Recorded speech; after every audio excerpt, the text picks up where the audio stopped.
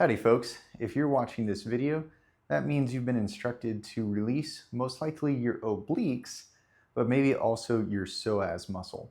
Now it's really important that we get precise with where we're applying our pressure to make sure that we're spending our precious time actually getting results when working on these muscles rather than just jamming around maybe on our organs, maybe on our ribs, somewhere you're not really supposed to and you're not going to get major benefit from. So let's go over some key anatomical landmarks so that you can be confident you're working on the right muscle in the right way.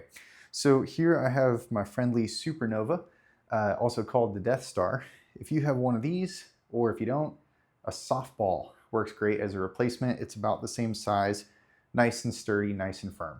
A lacrosse ball is not going to work too well because we really need to be able to get into a good position, as well as we need to apply pressure and breathe through this exercise. Lacrosse ball is just too small. It's not going to get into these muscles the same way that the supernova or a softball or a device like this is going to get to.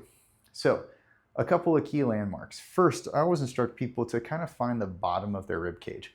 It's really important that we avoid smashing on our ribs while we're doing this exercise. So find kind of the bottom point of your rib cage here on the side, and we want to stay underneath that point.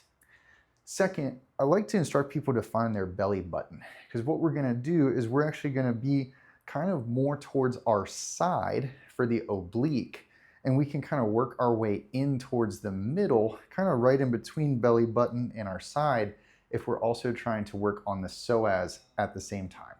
Our obliques are going to be more superficial muscle. Psoas is going to be more in the middle and a lot deeper.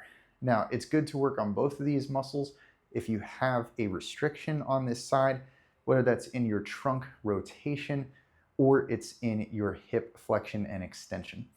So we're going to make sure that this ball lives below the ribs, above the pelvis, kind of right in the side of my gut here, and we're just going to gently lay on the ball. Now I tell people we're going to kind of lay on our stomach, but slightly on our side as well.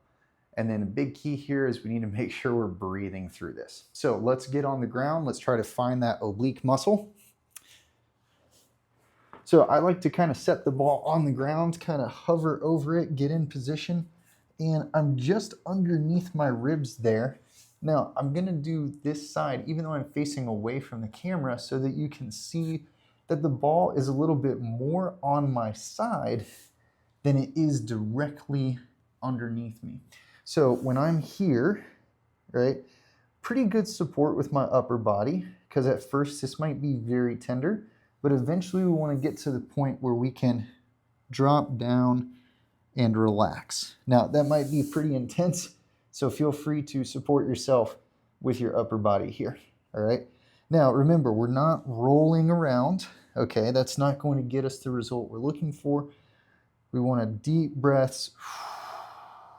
As I exhale, notice I can sink into the ball a little bit more.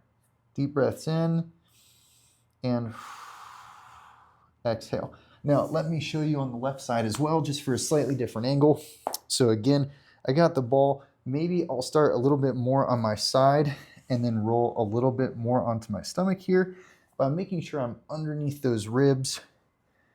And I'm just kind of getting relatively comfortable as you can be with the ball sticking into your oblique muscles. Nice big deep breath in, relaxing to let it out. I want to hold each spot for about 30 to 60 seconds. And here's another key, okay? This ball is going to be large enough that for most of us, unless I've got a really, really long torso, I only need to find about one spot to know that I've worked on pretty much the entire muscle. So if I find that one spot, I don't really need to move it up and down much.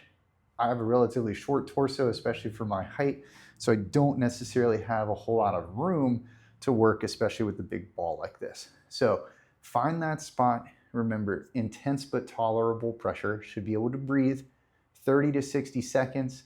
Make sure you check your notes to see if you need to do this on one side, on both sides. Once a day is optimal for most of us to help improve our oblique tissue health, to improve our trunk rotation, low back pain, hip flexion and extension, all that important stuff. So that is your oblique release with the big ball. See you next time.